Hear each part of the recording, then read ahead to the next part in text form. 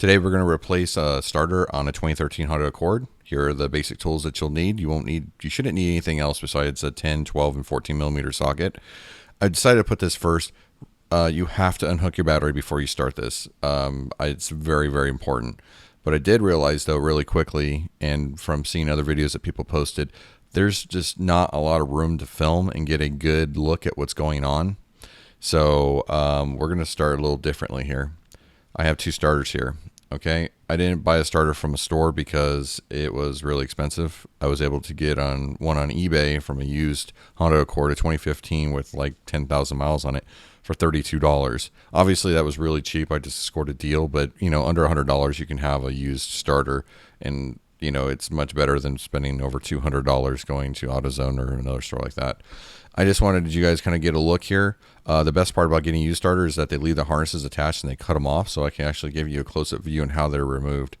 There's two 14 millimeter bolts. The Honda engineers were nice enough to leave the bolts in places that were very accessible, unlike the previous generation. To get the starter out, there's a wire harness right there on top. And I'm going to give you a closer view here in a second, but it's just basically a push button. You push it and then you go ahead and pull the wire harness out. On the top here, there's two ways to do this. You can either pull that back, which you really got to get a good grab on it because it's not as easy as I just made that look. But there is a little pull tab on it, which is nice. Okay, to get that off, once you pull that away, there's I believe that's a 12 millimeter socket. Go ahead and just unscrew that, and then you can actually remove that harness as well. So the downside is that getting that back on is not exactly easy. You kind of have to fidget around a little bit to get clearance to do so. And once you do that, it just slides off. I will show you an easier way that I discovered after, of course, getting the starter out, and hopefully it helps you. So we're going to get a good look at it. Starter looks like it's in good condition. It just needs to get cleaned. This is the harness. It's like I said, it's push button. So you want to push and then pull. I wouldn't suggest using needle nose pliers on this because you might break it. It feels pretty strong, but I couldn't suggest it. If you can get it off of your hands, you probably should get it off of your hands. So this is the main voltage coming into it, and you'll see there's a little cover there, a dust cover. You take that off and you can actually get in there and remove it from there versus pulling the grommet off, which was more difficult. So I'm going to show you just both ways of what's going on here, how to access it from the side and from the top. You can do it either way. If I would have known about the other way to get it off, I probably would have taken it off with that first bolt that I showed you. So 12 millimeter, like you see here, just get it on there, turn it until it releases. Just don't lose your bolts. And I also found that I tried to use the bolt that I got from the new starter, or in the old starter, and it didn't work, which was kind of odd. But if it starts stripping or whatever, make sure you're using the new bolt. Okay, so you see I can pull that top cover off. I've already loosened this, but it comes off there, and it actually kind of locks, which is kind of cool. Same thing, it's a 12 millimeter, just like the side, but it doesn't like move around. You'll see in a second here what I'll do. If I put that on there and I shake it around, it won't move. So it'll hold steady when you have to put the nut back on. It can be a little bit of a hassle because as you can see, it goes in there a little bit, so you kind of have to fidget with it a little to get that to go. So you'll tighten it by hand, and then you'll go ahead and get your socket back in there. I'm using a deep well socket, but you don't necessarily have to use that. It's just what I had on hand at the time. So once that's all tightened, you'll see it's back together, and you can just put the dust cover back over that, and you're good to go. Once again, I did show you guys this because like I said, it's harder to tell from under the car. We're going to have a video here soon of working from under the car.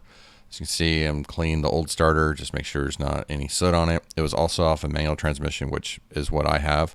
So there's some clutch dust that got inside the gear assembly, so just clean it, but it looks overall really good. Okay, now we're under the car. Here's the oil plug from the back of the engine. Looking up, you're going to see the starter.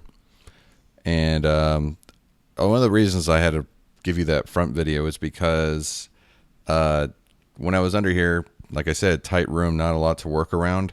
I bumped the button and I lost video, which is just fantastic. Makes life very hard when you're trying to show people stuff.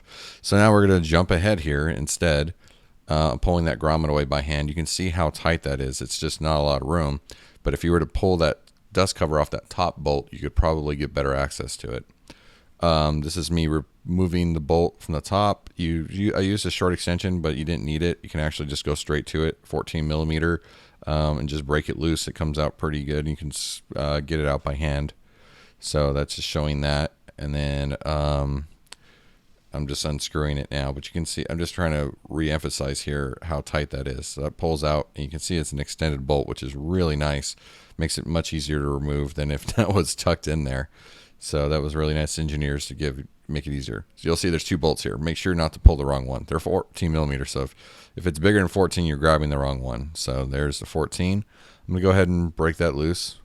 Obviously that seemed real easy because I had already done it. I'm gonna pull that bolt out, and there it is. So there was a wire harness retainer. It was on there. I think I show you guys after I get it out of here, but I lost the video for it. This is me struggling to get it out, but it does come out. Of course, doing it one-handed, it's not easy. And then let's see, what do we got next? Just me fumbling around. Oh, we're gonna look inside the abyss that is the hole where the starter is. Can't really get a good look in there, very good, but you can see it's kind of dusty. You have to clean it up. Some dirt and dust gets caught in there. So as long as you have it out, you might as well clean it and not let anything, obviously do not want to let any dirt get inside of there.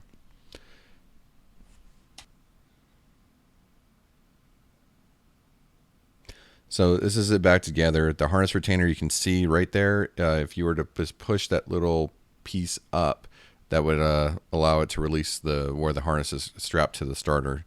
Sorry, I lost that video. It really upsets me, but you know, it is what it is. Okay, so we're gonna do a quick tear down starter. It's two 8 millimeter bolts in the back, and then the whole assembly side comes apart. Just be careful doing this because it can get messy fast if you just pull it apart too easily. So we'll go ahead and go through this real quick. And the issue that I was having was when you go to start, you just click, you wouldn't actually get an engagement on the starter, which is usually a Bendix issue where the gear's not pushing forward to lock onto the flywheel.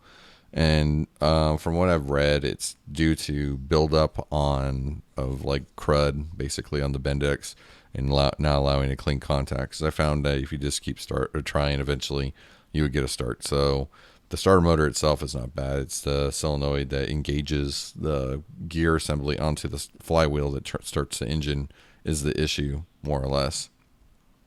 So just kind of taking a look inside the back of it and just seeing the armature assembly and everything looks like it's in good condition. I haven't taken one of these apart, so you're going to see as I saw it as I took it apart for the first time. I slide it off. It comes apart pretty easily. You see the gear assembly inside. And then there's where the solenoid sits on top. It slides the Bendix back and forth to engage the gear assembly to turn the flywheel. So noticing really quick here, yeah, this is not moving smoothly. Just feels like there's gunk all inside of it. So I'm figuring this is what failed. So simply replacing the solenoid would probably fix the issue. I'll probably just keep the starter just in case and mess with it later, maybe put it back together after that. So I apologize that the video we were missing taking off that wire harness, but you know, it is what it is. Other videos have it on there. It's pretty easy to do.